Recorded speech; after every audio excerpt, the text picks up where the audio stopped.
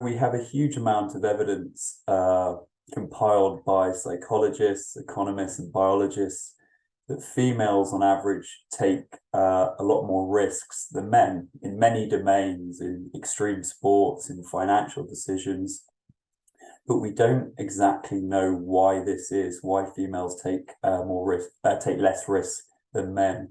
So this is what I tried to investigate in my latest research paper. When we think about making risky decisions, what we tend to do, say you're thinking about investing in the stock market, what people tend to do is weigh up the probability of losing that investment, but also a valuation of how painful that loss would feel. So we tend to think about these two things, how painful losses would be and the probability that we experience losses. We found very much that women were more sensitive to loss. We found that women tend to look at the chances of losing more than the probability of winning. And both of these factors meant that women usually, on average, take less risks than men. We don't know whether women take fewer risks than men because of the culture, the way in which societies are set up.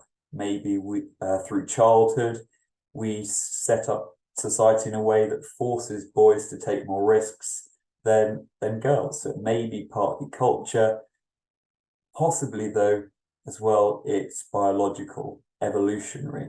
So there are biological markers for risks. There are evolutionary theories that tell us men should take more risks than women. And this all comes from the idea of intermale competition, the competition between males for access to females or the resources desired by females. And this means that men, for evolutionary, for biological reasons, should take more risks than women. So it could be partly cultural and it could be partly biological and evolutionary. There are quite a few consequences for women taking fewer risks than men. So what this has meant is that women tend to invest less in equities in the stock market than men do.